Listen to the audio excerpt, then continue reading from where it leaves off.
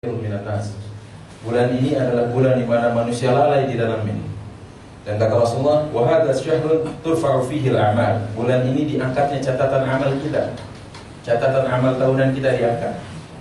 Ya, maka wa ana urid an yurfa'a amali wa ana shaim. Dan aku ingin tatkala amalku diangkat, aku dalam keadaan berpuasa. Dan alhamdulillah di tengah waktu untuk tutup buku ini selama 1 tahun, dan catatan ini akan dilaporkan oleh malaikat kepada Allah. Allah masih memberikan kesempatan kepada kita untuk bisa beramal saleh. Ibaratnya azanillahu wa iyyakum. Kita akan mengangkat satu tema dalam kajian kita pada siang hari ini adalah sarana-sarana kebaikan. Sebuah tema yang diambil dari hadis Arba'in Nawawiyah nomor urut yang ke-23, dan ini adalah terilhami dari Al-Qur'an surah Ar-Rahman. Di ayat yang ke-60 Allah Subhanahu wa taala mengatakan, hal jazaa'ul ihsan illa al-ihsan. Tidak ada balasan kebaikan melainkan kebaikan itu pula. Kata dimana azanillahu wa iyyakum, di kesempatan yang sangat terbatas waktunya ini, kita akan mengkaji bagaimana sesungguhnya sebuah hadis yang ditulis oleh Imam Nawawi dalam kitabnya ini dengan nomor urut ke-23 adalah menjadi bahasan atau tema utama kita, topik utama kita dalam kesempatan siang hari ini. An Abi Malik Al-Harits bin Asim Al-Asy'ari radhiyallahu anhu qala Rasulullah sallallahu alaihi wasallam at-tuhru syatrul iman walhamdulillah tamla'ul mizan wa subhanallah walhamdulillah tamla' ma baina as-sama' tamla'an ma baina as-sama'i wal ard was-salatu nurun was-sadaqatu burhanun wal qur'anu hujjatun laka aw 'alayka kullu nas yaghdu faba'i'un nafsahu famu'tiquha aw mubikuha rawahu Muslim. Dari Abu Malik Al-Harits bin Asim Al-Asy'ari, semoga Allah meridai beliau. Beliau berkata, Rasulullah SAW bersabda, kesucian adalah sebagian dari iman. Kalimat alhamdulillah mampu memenuhi timbangan. Kalimat subhanallah dan alhamdulillah mampu memenuhi ruang antara langit dan bumi. Kemudian salat adalah cahaya. Sedekah adalah bukti nyata. Al-Quran bisa menjadi hujjah yang menguntungkan untukmu atau justru menjadi bumerang untukmu. Setiap pagi semua orang itu menjual dirinya, maka apakah ia memerdekakannya atau justru membinasakannya? Hadis riwayat Muslim dalam kitab Taharah nomor urut 223. Ikhwatal iman azanillahu wa iyyakum. Dari hadis ini ya ada tertuang beberapa faedah di dalamnya. Di antara faedah itu ada kita sebutkan di sini. Ada kesucian, ada subhanallah, ada kalimat alhamdulillah, ada salat, sedekah, sabar, aktivitas, kemudian Al-Quran. Dan semua ini dikatakan ya, disebutkan dituangkan dalam hadis tadi. Dan kalau kita bahas tentang poin yang pertama, yaitu kesucian at-tuhur syatrul iman, maka kesucian adalah seperti yang dikatakan oleh para ulama, bahwa Islam sangat memperhatikan kesucian pemeluknya. Dan kesucian di sini ada kesucian dua macam. Yang pertama, taharatu minasy-syirki wadz-dzunubi wal ma'asi. Kesucian diri dari segala hal yang mengotori, yaitu berupa kesyirikan, kemaksiatan dan perbuatan dosa kepada Allah Subhanahu wa taala. Dan syirik itu adalah pemuncak daripada kekotoran. Allah Subhanahu wa taala mengatakan, innasyirka la dzulmun 'adzim. Sungguh syirik adalah kezaliman yang sangat besar. Kezaliman di sini adalah kegelapan. Dan Allah Subhanahu wa taala menceritakan tentang bagaimana kondisi orang musyrik itu najis. Najis keyakinannya, kotor keyakinannya. Maka Allah katakan, innamal musyrikuna najasun fala yaqrabul masjidal haram ba'da 'amihim hadha. Sesungguhnya orang-orang musyrik itu najis, maka jangan mereka mendekat ke Masjidil Haram setelah tahun ini. Ya, ini divonis oleh Allah Subhanahu wa taala, karena setelah itu musyrik diharamkan untuk masuk ke dalam tanah suci. Nah, ikhwatal iman a'azanillahu wa iyyakum, sekali lagi di sini kesyirikan adalah najis atau kotoran yang pertama, sesuai dengan apa yang dikatakan Allah Subhanahu wa taala, dan ini kotor keyakinannya, bukan zatnya. Yang apabila kita sekantor dengan orang yang musyrik, dengan orang kafir, bukan berarti, mohon maaf ya, kalian kotor dan saya harus mencucinya nanti kalau kita bersalaman dengan 7 kali. Tidak begitu maksudnya. Ya, ini adalah keyakinan mereka yang kotor. Keyakinan menduakan Allah Subhanahu wa taala, ini kotor. Dan ini dikatakan Allah dalam Al-Quran surah At-Taubah ayat 28. Kemudian ikhwatal iman a'azanillahu wa iyyakum, adalah yang kedua, seperti yang kita kenal dalam kitab-kitab fikih yang diajarkan oleh para guru kita dan para asatidzah kita, yaitu kotor. Yang dimaksud adalah kotor karena hadas, baik hadas kecil maupun hadas besar, atau najis, baik kecil, sedang, dan besar. Dan Allah memerintahkan kita untuk taharah. Di dalam bab fikih, semua, kalau bisa kita katakan semua ulama mencantumkan di dalam kitab fikih mereka, nomor urut kajian pertama adalah tentang taharah, tentang kesucian. Iya. Dan ini Allah himpun di dalam Al-Quran sekaligus. Dan perbuatan ini dihimpun oleh Allah dalam Al-Quran surah Al-Baqarah di ayat 222, kata Allah, "Innallaha yuhibbut tawwabin wa yuhibbul mutatahhirin." Allah suka akan orang-orang yang berbuat taubat, yaitu mensucikan dirinya dari berbagai dosa, noda-noda atau kotoran-kotoran syirik dan noda-noda kemaksiatan. Dan Allah mencintai orang-orang yang mensucikan dirinya dengan berwudu atau bertayamum atau dengan mandi hadas, dari hadas kecil maupun besar. Makanya disebutkan di sini, "Idza tawadda'a al-'abdul muslim aw al-mu'min kharaja faghasala wajhahu kharaja kullu min wajhihi kullu khati'ah."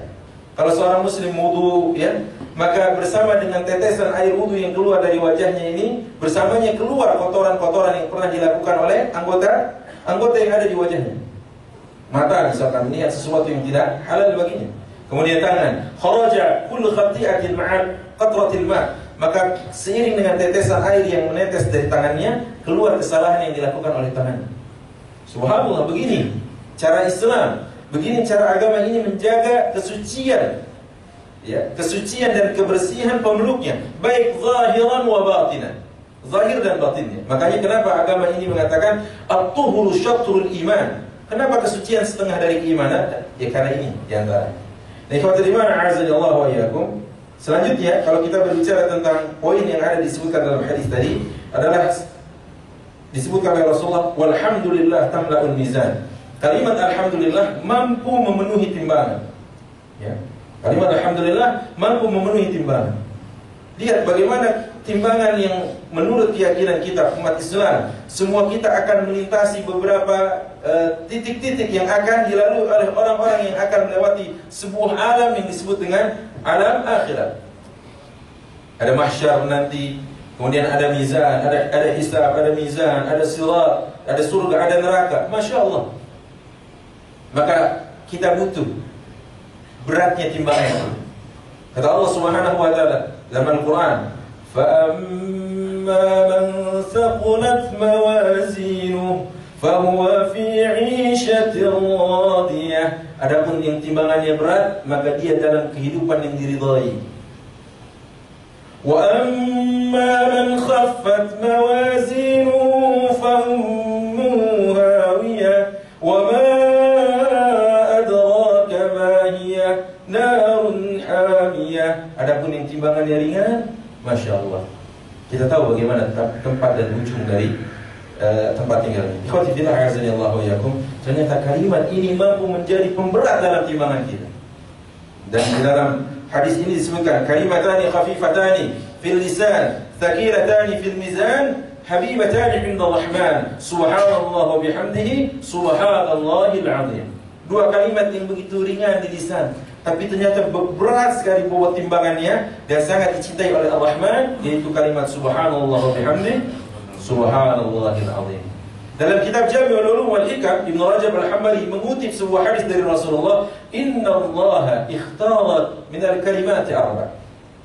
Sekian banyak kosakata, sekian banyak mufradat, sekian banyak vocabulary yang ada di dalam alam jagat raya ini, Allah hanya memilih 4 kalimat ini sebagai 4 kalimat pamungkas. Apa saja itu? Subhanallah, walhamdulillah, wa la ilaha illallah, wallahu akbar. Ya ikhwan, betapa sarana untuk baik itu banyak sekali.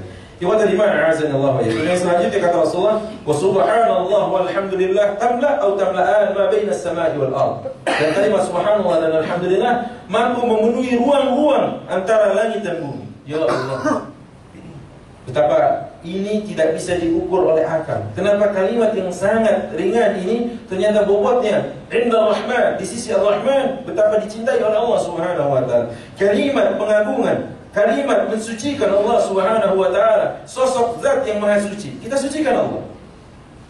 Makanya kalau kita baca dalam sholat kita, Alhamdulillahi Rabbil Alamin. Apa kata Allah dalam Al-Quran? Dalam hadis qudsinya, Allah katakan hamidani abdi, hambaku sedang memujiku, ya kan? Ar-Rahmanir Rahim, majjadani abdi, maliki yaumiddin, asna alayya abdi. Ya Allah, terjadi dialog kita dengan Allah. Coba lihat bagaimana tidak beretikanya orang yang baca Al-Fatihah sekaligus dihantam satu nafas. Alhamdulillah Rabbil Alamin, Ar-Rahmanir Rahim, Maliki yaumiddin, iyyaka na'budu wa iyyaka nasta'in. Kapan itu nanti? Sebentar lagi. Kapan? Salat tarawih. Ya kan? Dan ikhwatal iman, kita harus beradab. Lihat bagaimana kalimat ini enggak boleh main-main. Dalam kitab Al-Azkar, Al-Imam Nawawi mengatakan, dalam kitabnya di situ sebuah hadis yang dikutip oleh beliau, barang siapa yang membaca tasbih satu kali kita baca, ghurisat lahu nakhlatun fil jannah, akan ditanamkan baginya di kaflingnya kelak, di kebunnya kelak, satu pohon kurma dengan ucapan tasbihnya satu kali. Lihat, tadi subuh, selepas subuh kita baca berapa kali? 33 kali. Zikir pagi dan petang, paginya 100, petangnya 100. Ba'da zuhur tadi 33 kali. Kemudian ba'da asar 33 kali. Ba'da maghrib, ba'da isya. Kemudian dalam salat kita, berapa kali kita tasbih? Ya Allah.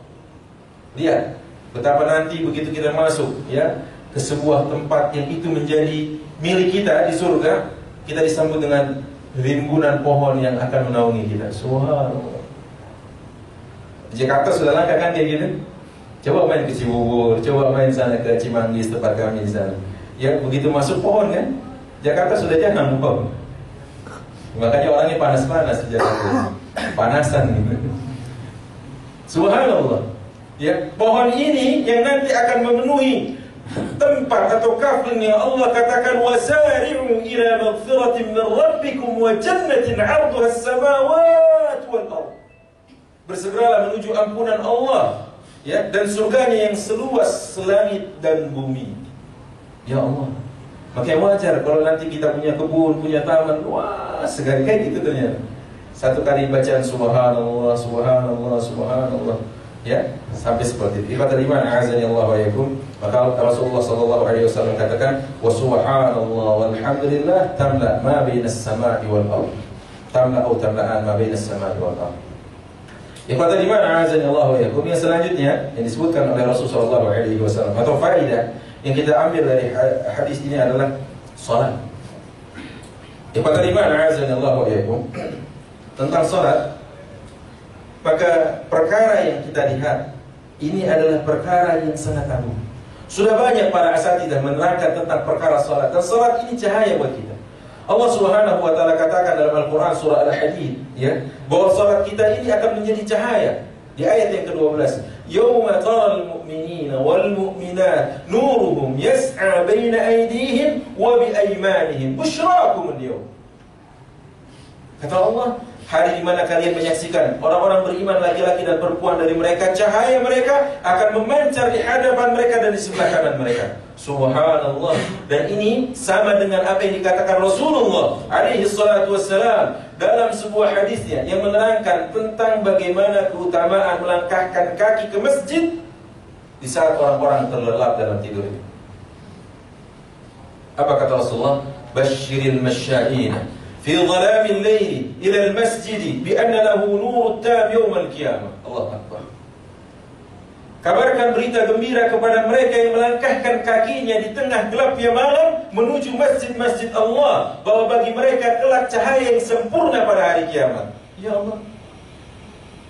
Dan ini cahaya, kata Rasulullah, nur. Wassalatu nur. Salat itu cahaya buat kita.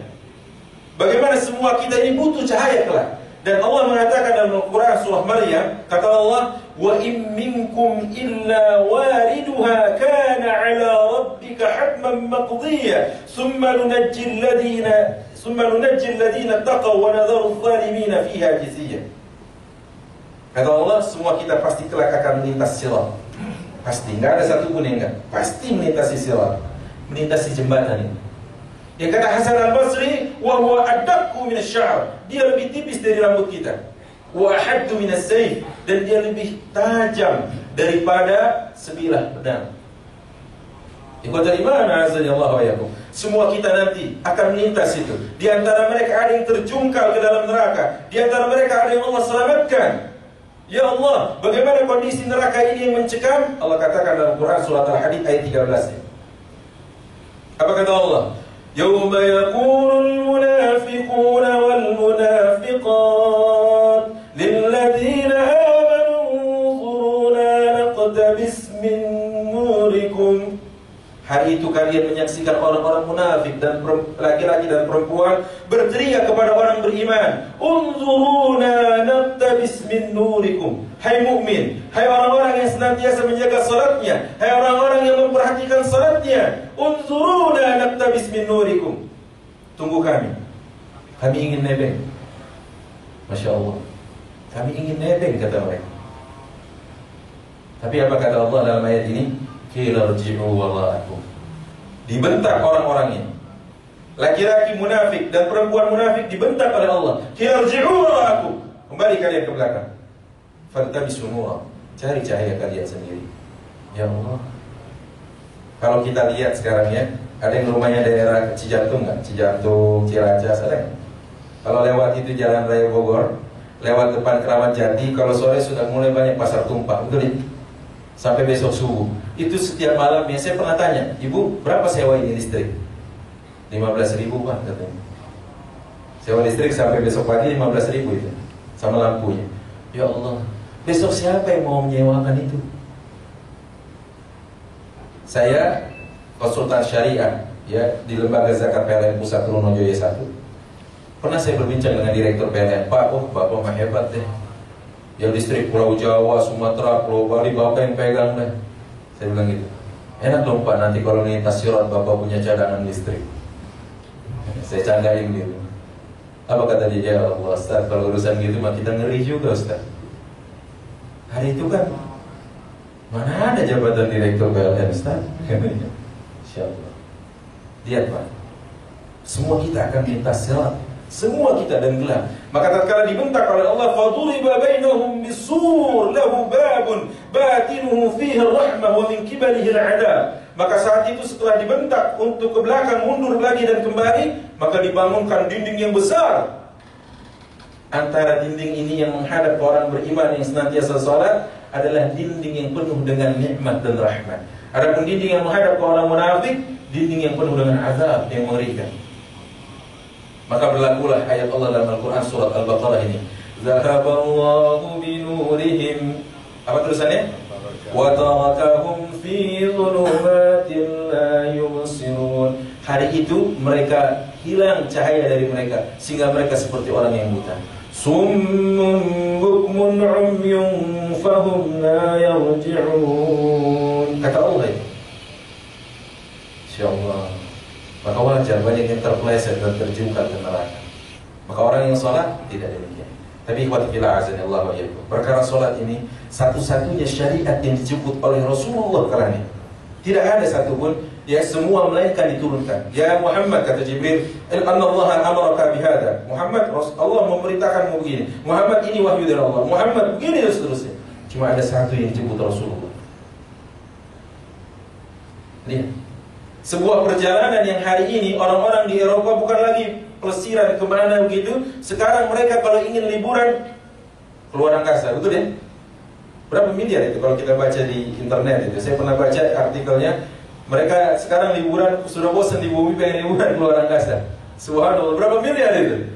Kalau kita kurskan, kalau kita lakukan sebuah pertukaran antara perjalanan Rasulullah, kita konversi kepada nilai rupiah hari ini, berapa yang harus dikeluarkan Rasulullah untuk sebuah perjalanan yang agung ini?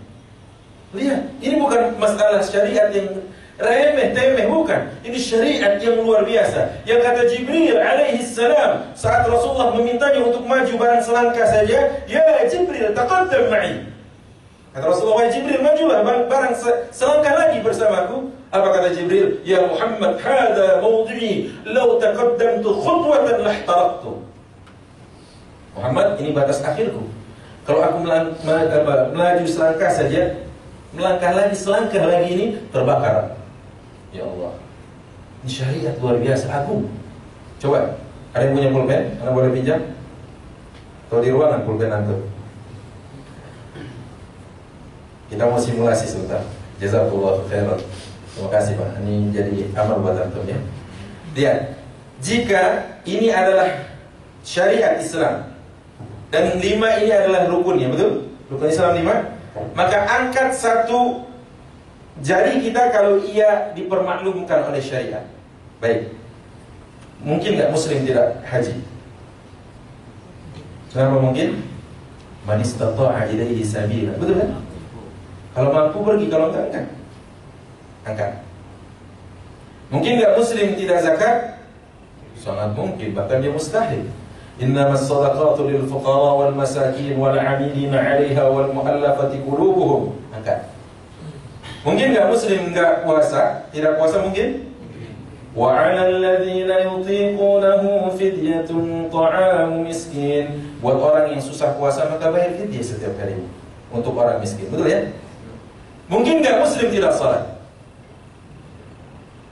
Coba kalau ada yang tidak salat kita angkat satu lagi. Apa yang terjadi dengan agama kita? Lepas agama dari kita. Maka kata Rasulullah, al-ahdu bainana wa bainal kufri tarkus shalah. Perkara yang menjadi tabir antara kita dengan kekufuran adalah tidak salat. Faman tarakaha faqad kafar. Kata Rasulullah, siapa yang meninggalkan salat kafir dia. Bayangkan ya ikhwan, yang sakit salat, apalagi yang sehat. Yang dalam keadaan mencekam, dalam keadaan perang disuruh salat, kata Allah, ya, salatlah kalian. Bagaimana dalam keadaan aman? Salat. Bahkan perkara yang menjadi pusat perhatian Rasulullah saat beliau sudah hendak meninggal di akhir hayatnya, as-salah, as-salah, as-salah, wa ma malakat aymanukum, as-salah, as-salah, as-salah. Diulang oleh Rasulullah, salat kalian, perhatikan salat kalian. Dan orang yang mencoba untuk meremehkan perkara salat, Allah katakan dalam Al-Quran surat Maryam ayat 59. فَخَلَفَ مِنْ بَعْدِهِمْ خَلْفٌ أَضَاعُوا الصَّلَاةَ وَاتَّبَعُوا الشَّهَوَاتِ فَسَوْفَ يَلْقَوْنَ غَيًّا. Kata Allah, orang kalau sudah meremehkan salat maka syahwat yang akan mendominasinya. Pasti. Setelah itu, فَسَوْفَ يَلْقَوْنَ غَيًّا, kalian akan dapati mereka orang tersesat. Boleh cerita tentang Umar sedikit? Kalau nggak boleh saya nggak jadi cerita. Boleh, baik. Ikhwati billah azanillahu alaikum. Umar bin Khattab. Marra Umar fi ihda turuqat fi Madinah. Umar pernah melintasi salah satu jalan di Madinah. Fawaqafa 'ala ad-dukan fihi rajulun hala bainahu wa bain Umar nar.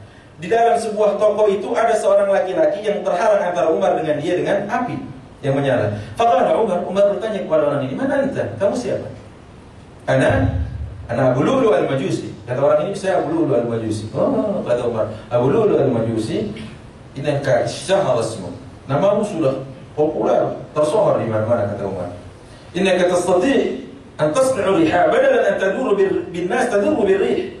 Kata Umar, kamu itu sudah tersohor namamu, jago buat gilingan gandum. Kalau buat gilingan gandum semua orang biasa, Pak. Tapi biasanya kalau itu digerakkan oleh manusia sehingga gandum itu ya menjadi siap untuk dikonsumsi, maka ini digerakkan oleh angin, bukan digerakkan oleh manusia, digerakkan oleh angin. Subhanallah. Berarti ini orang hebat, Abu Lu'lu'. Maka saat itu Umar sekedar ingin melintas. Umar biasa tanya-tanya Pak sama orang-orang yang menjadi masyarakatnya itu atau rakyatnya. Umar tanya. Begitu Umar hendak melintas, kata Abu Lu'lu', "Sa'asna'u laka syai'an yasma'uhu ahlul masyriqi wal maghrib." Wahai Umar, aku akan buat sesuatu untukmu yang akan didengar oleh penduduk bumi bagian timur dan baratnya. Ini kalau didengar sama artis pendatang baru, bos, seneng gak Pak? Seneng, nama saya bakalan populer nih, diorbitkan nih, dia kan tersohor, ya kan? Tapi Umar malah justru dengan basirahnya dikatakan begini kepada pengawalnya, ini perkataan harus kita waspadai. Kata Umar, marra yawm yawmain, marra usbu' usbu'ain, 1-2 hari lewat, 1-2 pekan berlalu. Kemudian apa yang terjadi? Seperti biasa Umar saat sholat subuh memimpin sholat sebagaimana biasa para khalifah memimpin. Maka tatkala sholat sudah diiqamahkan, Umar mengatakan sawwu sufufakum, lurus dan rapatkan shaf kalian. Allahu Akbar. Sholat Umar. Rakaat pertama aman, terkendali, tidak ada terjadi apa. Tapi begitu di rakaat kedua, ya, maka Abu Lu'lu' ini yang dijumpai Umar tadi di sebuah toko tadi, akhraja minjalan, mengeluarkan ya sebilah pisau yang besar sekali yang bila mana ia ditikamkan kepada seseorang bisa mati orang tersebut karena besarnya luka yang dihasilkan oleh pisau itu. Minjal namanya. Dan ternyata minjal ini sudah dibubui racun. Fata'ana Umar thalatha ta'anat, maka dia menikam Umar 3 kali tikaman. Satu, dua, tiga ini. Satu mengenai dadanya dan merobek dada Umar. Kedua, ia membuat bocor lambung Umar. Dan ketiga, ia membuat terbuka bagian perut Umar. Fasaha Umar, Allahu Akbar. Kemudian Umar berteriak, fa'ubmi alaihi, jatuh pingsan. Ikhwatifillah azanillahu wa yakum. Masjid dahulu pintunya satu. Alhamdulillah masjid kita ada satu, ada 2 ya. Masjid dulu, Masjid Umar ini pintunya cuma satu, di mana di situ dia masuk, di situ dia keluar. Tatkala dia tahu bahwa setelah menikam Abu Lu'lu' harus melarikan diri, maka setiap sahabat yang mencoba untuk menutupnya dan menangkapnya, setiap itu juga ditikamnya. 13 orang kena tikaman, 7 orang meninggal di tempat. Ada satu sahabat yang memakai burdah, memakai jubah itu, kemudian jubahnya dibuka, dia lempar roma ada wajhi, dia lempar ke mukanya. Apa yang terjadi? Dia butuh beberapa detik untuk membukanya, betul kan? Saat beberapa detik ini potensi untuk para sahabat mungkin menangkap, mungkin menikam, mungkin memukul, mungkin menghajar, ya. Saat dia tahu bahwa tatkala dia butuh waktu dan sahabat sudah mengepung dirinya, maka qatala nafsahu, dia bunuh diri. Dan Abu Lu'lu' meninggal di Madinah. Yang lucunya sekarang makamnya ada di Iran. Lucunya sekarang makamnya ada di Iran. Bunuh dirinya di mana? Di Madinah, makamnya di Iran. Lucu ini, lucu bin aneh. Kenapa? Saat itu belum ada layanan pengiriman. Tidak ada jasad Tiki, JNE, Panduci, Sentosa, Posgiro, belum ada. Kok bisa kuburannya ada di sana, bunuh dirinya di Madinah? Ini ghair maqbul, kata orang Arab, nggak masuk akal. Baik, kita lanjut cerita Umar. Setelah itu sholat dilanjutkan. Ya, sholat dilanjutkan. Abdullah bin Umar mencoba untuk mengurus ayahnya. Ya, tatkala diikat ini dengan kain-kainan, ini diikat pas di perutnya, dia mencoba untuk menutup dengan tangannya, nggak taunya tangannya masuk ke dalam perut ayahnya. Allah, besar sekali lukanya. Maka tatkala itu matahari makin meninggi, makin naik tinggi, dan dia mengajak bicara ayahnya, ya Abi, wa ya Amiral Mu'minin. La yatakallam, enggak ada bicara, enggak ada jawaban. Wa ya Umar Al-Faruq, tidak ada. Tidak ada, ya respon. Wa ya Aba Hafsah, wahai ayahnya Hafsah, juga tidak ada jawaban dari Umar. Wa ya sahibah Rasulullah, wahai sahabat Rasulullah, tidak juga ada jawaban. Semua sahabat laki-laki dan perempuan menangisi Umar. Ya Allah. Saat itu ikhwan, apa yang terjadi? Saat itu semuanya sudah larut dalam kesedihan. Umar kemudian menggerakkan matanya dan terbangun. Saat terbangun dia lihat tubuhnya yang bersimbah darah ini, dan dia menoleh ke sebelah kanan. Fa'idha as-sahaba yabkun, enggak tahu sahabat sedang nangis. Waltafata yasara, dan dia menoleh ke sebelah kiri. Fa sami'a min wara'i hijab nisa yabkina, dia mendengar dari balik hijab perempuan muslimah sedang menangisi Umar. Ya Allah, semua sedih dengan kondisi apa yang dialami Umar ini. Kemudian Umar menggerakkan bibirnya, mencoba untuk bicara. Ada yang tahu di sini apa omongan Umar pertama kali? Ucapan Umar pertama kali apa? Angkat tangan yang tahu. Boleh pulang dulu dari majelis. Umar tanya, as-sallan nas. Ya Allah. Kondisinya mau mati, dia tanya, as-sallan nas, sudah pada sholat subuh atau belum? Ya Allah. Kita enggak mati, enggak. Kita belum juga mau mati, enggak juga. Kita sakit tidak separah Umar. Sakitnya cuma cantengan, mungkin. Sakitnya cuma bisulan, mungkin. Ya Allah, meninggalkan sholat. Ya Allah. Umar sudah mau mati, dia tanya, as-sallan nas, sudah pada sholat belum? Apa kata anaknya? Alhamdulillah ya Abi, innahum qad sallu. Ayahku, ya sudah sholat semua. Kata Umar, alhamdulillah, innahu la hadza fil Islam liman taraka shalah. Segala puji bagi Allah, sungguh tidak ada bagian kecil pun dalam agama ini buat mereka yang meninggalkan salat. Lihat ya Umar bin Khattab. Padahal sangat logis kalau Umar waktu itu bertanya apa? Siapa yang bunuh ayahnya? Betul kan? Atau bagaimana orang yang membunuh yang akan membunuh ayahmu tadi? Sudah kalian tangkap? Atau perkara yang lebih besar dari itu? Karena Umar Amirul Mukminin. Kalau dia tanya seperti ini kayaknya logis banget. Apa kata Umar kalau kita logikakan? Umar akan bertanya, apa yang terjadi dengan negara kita? Ada kudeta kah? Betul kan? Tapi Umar nggak tanya itu semua. Yang ada di pikirannya as-salat nasu. Pada sholat ya. Setelah itu ya kawan, apa kata Umar kepada anaknya? Ya ibn Umar, subba alayya al-ma. Wahai ibn Umar, ambilkan air untuk ayahmu. Ya Allah. Waktu itu tergopoh anaknya ambilkan air. Dia ambilkan air gini, dia ambilkan air. Masya Allah, Umar marah. La uridan ashrab. Kata Umar, saya nggak mau minum. Dipikirnya karena dia habis pingsan, pengen minum. Uridu an atawadda. Saya mau wudu. Ya Allah. Diambilkan air. Begitu diambilkan air, Umar berwudu. Selesai wudu, apa kata Umar? Ya Ibn Umar, apa ini? Wahai Ibn Umar, dudukkan ayahmu. Anda tanya sama aku, kira-kira Umar ngerti nggak fikih sholat? Ngerti ya? Ngerti bagaimana sholat kalau nggak bisa berdiri, duduk, kalau nggak bisa duduk berbalik. Anaknya juga ulama ini. Anaknya bilang, ya abati atusalli ala hadzal hal. Ayah, apakah engkau akan sholat dalam keadaanmu seperti ini? Babe, apa babe mau sholat begini, be? Kalau bahasa sininya, Masya Allah. Kalau kita jadi babenya, ini kalau kita jadi umat, oh iya ya. Kita akan bilang iya ya. Iya benar juga. Kalau sholat dalam keadaan sakit kan boleh tiduran kan? Tapi nggak gitu kata Umar. Apa kata Umar? La ummalaka akaini nih. Masya Allah. Dibentak Pak anaknya sama Umar. Dudukan ayahnya. Dudukan. Dibangunkan dengan susah payah. Bayangkan Pak. Jangan lagi anaknya jin aja. Jin. Kalau Umar lewat jalan Jenderal Sudirman, jin lebih milih lewat Rasulullah Said. Ya mohon maaf, ini sebuah contoh saja. Kan gitu kata Rasulullah. La salaka fajjan akhar. Maka jin akan menempuh jalan yang lain, betul kan? Masya Allah. Ini anaknya babenya udah marahin. Gak berani, udah langsung aja didiriin. Pelan-pelan, dari susah bangkit begini, Masya Allah. Tatkala didudukkan, infataha jurhuhu. Ini luka yang ada di perutnya menganga lagi, Pak. Umar yang dilakukan abda ala syafatain, maka Umar menggigit bibirnya. Allah Akbar, minta dibaringkan lagi karena ternyata lukanya ini menganga lagi. Ya Allah. Selesai sholat baru perkara dunianya. Selesai sholat baru perkara dunianya. Saya ulangi, selesai sholat baru perkara dunianya. Maka di sini dan di kantor-kantor yang lainnya, kalau sudah ada azan berkumandang, hayya 'alas shalah, tinggalkan semua dunia. Kenapa?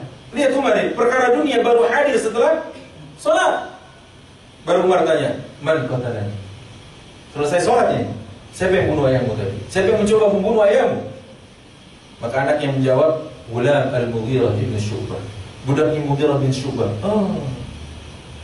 Teringat Umar, perjumpaan dengan orang ini sebulan yang lalu, bahwa dia seorang Majusi, bukan Muslim. Apa kata Umar, Pak? Alhamdulillah. Lihat, perutnya sobek, lambungnya bocor, dadanya sobek. Apa ucapan Umar? Alhamdulillah. Insyaallah memuji Allah malah. Alhamdulillah alladzi ja'ala mauti 'ala yadi rajulin la yuhajini bi sajdatin sajdaha lillah. Segala puji bagi Allah yang telah menjadikan kematianku di tangan seorang yang tidak pernah menandingiku dalam sujudnya kepada Allah walaupun satu kali. Dalam bahasa sederhananya, alhamdulillah yang bunuh saya kagak pernah sholat. Lihat ya. Jadi perkaranya menurut Umar, sholat atau enggak sholat? Bukan masalah siapa yang bunuh abahmu, Arab atau non Arab. Enggak gitu. Karena kemuliaan itu bukan di orang Arab atau non Arab, bukan. Kata para ulama, kam min ajamiyyin yataqallabu fi jannatin na'im. Berapa banyak orang-orang non Arab, berapa banyak orang-orang yang bukan Arab, tetapi kelak di jannahnya Allah dia lalu lalang, hilir mudik, bolak-balik, mondar-mandir. Tapi wa kam min arabiyyin asilin fi darakatil jahim. Berapa banyak orang Arab asli, di mana dia? Di keraknya neraka. Abu Jahal orang mana? Arab condet apa pedati? Arab asli. Abu Lahab, Umayyah bin Khalaf, ya kan? Abu Thalib, semua orang Arab asli. Di mana tempatnya? Neraka. Neraka tempatnya. Makanya buat Umar nggak penting Arab atau non Arab, tapi yang bunuh saya siapa? Oh, dia nggak pernah sholat. Ya Allah. Karena Umar tahu orang yang sholat nggak mungkin bunuh Umar. Baik deh, waktu kita terbatas, kita cuplik aja sampai sini cerita Umar. Entah kapan lagi saya ceritain lagi Umar itu Pak, insya Allah. Baik. Yang selanjutnya dalam faedah hadis ini disebutkan bahwasanya oleh Rasulullah SAW tentang sedekah. Apa itu sedekah? Sedekah para ulama mengatakan alamatus sidqi iman syakhsin. Sedekah adalah bukti nyata keimanan seseorang. Dan ini dikatakan oleh Imam Sana'ani juga dalam kitabnya Subulus Salam. Apa itu? Alamatus sidqi iman syakhs. Sedekah adalah bukti nyata keimanan seseorang. Ya. Kenapa demikian? Coba kita yang keluar dari jauh tempatnya, ya mengarah ke landmark sini. Sudah dari subuh, mungkin nggak terlalu banyak zikir yang dibaca. Ya Allah melantas jalan, langsung jalan. Pulang sudah malam, larut, ya berjuang dengan kemacetan. Pergi anak dalam keadaan tidur, pulang dan kembali anak sudah tidur lagi. Kemudian tidak pernah melihat matahari. Masya Allah. Kalau yang dipanggilnya akal dan dia akan menjawab dengan akal, maka dia akan akal-akalan. Apa katanya?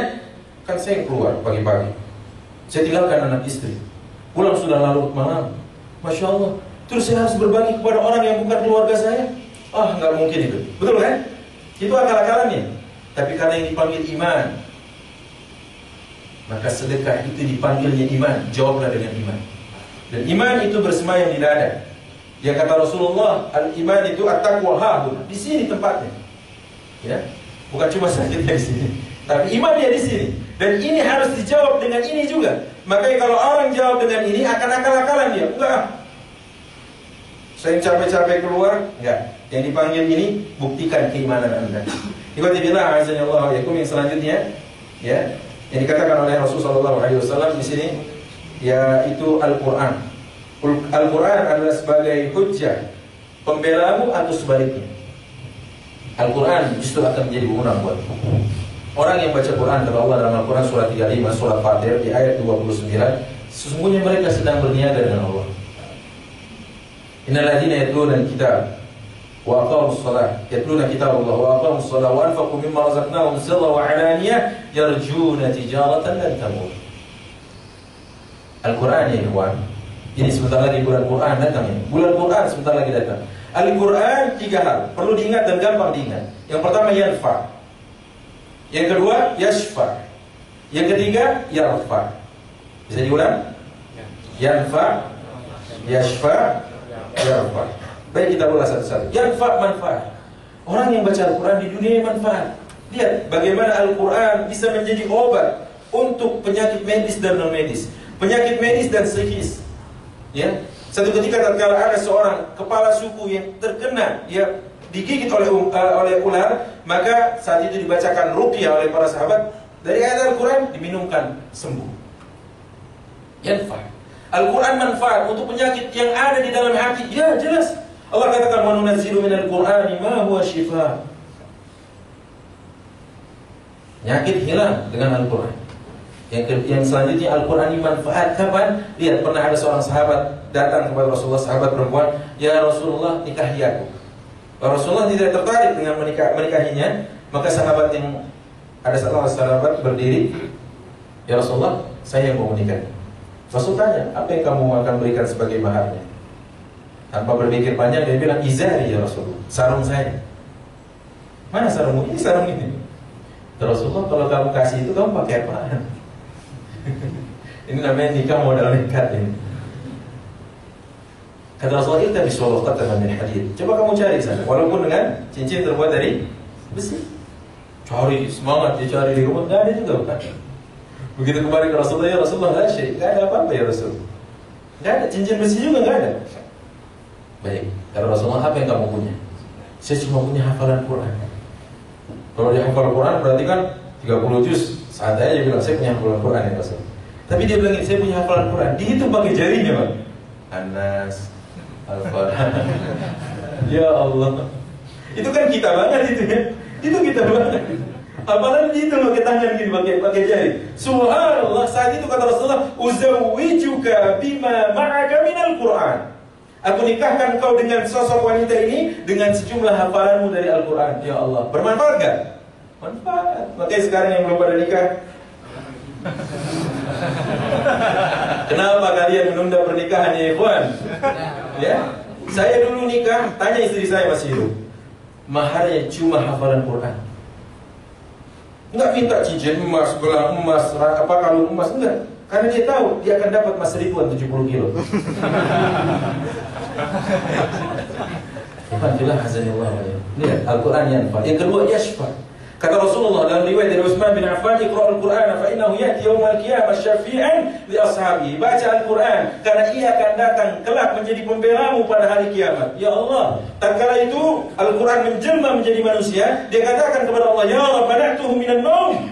Ya Allah, aku cegah dia dari tertidur lelap, tertidur di waktu malam, tertidur dengan sangat panjang. Kenapa? Karena membaca diriku. Fakuntu syafi'an lahu al-yawm. Aku ingin menjadi pembelanya pada hari. Ya Allah, hari di mana para pembela mencari kuasa hukum, hari di mana para pengacara mencari ya pembelanya. Ya Allah, hari itu tidak ada pembela kecuali pembela-pembela yang telah diberikan oleh Allah kesempatannya dan wewenangnya untuk membela. Di antaranya Al-Quran. Ya. Hari ini masih nggak doyan baca Quran, ke laut aja deh. Ya. Mengaku umat Islam, Rasulnya Muhammad, kitabnya Facebook atau WhatsApp? Kok yang sering baca Facebook? Ya kan? Malu kita. Ini scroll sampai ke atas kita gini-gini. Kuat kita baca status orang. Quran 2 lembar berair mata kita. Betul ya? Yang ketiga Al-Quran yarfa. Apa arti yarfa? Mendongkrak naik. Kata Rasulullah dalam sebuah hadisnya, kelak tatkala di mana? Di akhirat Allah mengatakan, yuqalu litalil Quran, dikatakan kepada para pembaca Quran, iqra wartaqi, iqra wartaqi, iqra wartaqi, iqra wartaqi. Baca naik, baca naik, baca naik, baca naik. Fa inna manzilataka inda akhir ayatin kunta taqra'uha fid dunya. Mau tahu posisi akhir kita di surga di mana? Banyaknya ayat yang kita baca di dunia. Saya ulangi lagi, banyaknya ayat yang kita baca di dunia. Sudah masuk surga nih. Kan surga itu ada bintang-bintangnya kan? Ada level-levelnya kan? Level kita ditentukan dengan banyaknya bacaan Quran kita di dunia. Ya Allah ya. Masih malas baca Quran? Ya. Nanti Ramadan saya balik lagi ke sini. Insyaallah itu kalau dipanggil lagi ke sini. Saya mau ngecek bacaan Quran ya. Baik, terakhir karena kita sampai jam 1 saja. Insyaallah nggak ada tanya jawab. Enggak, sampai jam 1 saja ya. Aktivitas, tentang aktivitas, apa kata Rasulullah? Fakullun nas yadu. Semua kita aktivitas. Tadi saya sebutkan, keluar pagi, berpacu dengan matahari, nggak pernah lihat matahari kecuali di hari-hari libur kita. Ya Allah, kita pulang matahari sudah tenggelam. Kita berangkat matahari belum terbit. Anak-anak masih terlelap dalam tidurnya. Kalau ternyata bersusahnya kita, aktivitas kita ini tidak menyebabkan kita selamat dari neraka, rugi kita. Apa kata Allah? Kullu nafsin dha'iqatul maut wa innama tuwaffawna ujurakum yawmal qiyamah faman zuhziha 'anil nar 'anil nar wa udkhilal jannata faqad faz. Ya Allah, semua kita pasti mati. Semua kita pasti mati. Setelah itu apa? Siapa yang diselamatkan dari kobaran neraka, dimasukkan ke surga, baru itu beruntung, baru itu sukses. Sukses itu bukan menjadi presiden direktur, bukan menjadi direktur utama, bukan menjadi komisaris di sebuah perusahaan, bukan. Tapi sukses tatkala kaki ini melangkahkan ke jannahnya Allah Subhanahu wa taala. Ya, evaluasi hari-hari kita. Ya Allah, setiap hari berjejal dengan kemacetan begini, berlama-lama, kalau ternyata tidak menyebabkan kami ke surga, rugi ya Allah. Ya, karena 2/3 hidup kita habis di mana? Di mana? Jalan dan tempat kerja, betul kan? Waktu kita sama istri jam 9 sampai jam 5 pagi, ya kan? Itu aja sama anak, betul kan? Kalau ternyata aktivitas kita tidak menyebabkan kita ke jannah Allah, ya, faya khusran, maka rugi dan sangat rugi. Mungkin ini ikhwan fillah azanallahu wa yakum yang bisa kita kaji pada kesempatan ini. Mudah-mudahan yang sedikit ini manfaat ya buat saya ya dan buat kita semua yang hadir di tempat ini, dan berharap kepada Allah Subhanahu wa taala dipertemukan dengan bulan yang insya Allah kita mendulang berbagai kebaikan di dalamnya, dan kita menorehkan amal soleh di dalam catatan lembar kehidupan kita di hadapan Allah Subhanahu wa taala. Aqulu qouli hadza wa astaghfirullah li wa lakum. Subhanakallahumma wa bihamdika asyhadu an la ilaha illa anta astaghfiruka wa atubu ilaik. Ila liqa fi amanillah. Assalamualaikum warahmatullahi wabarakatuh.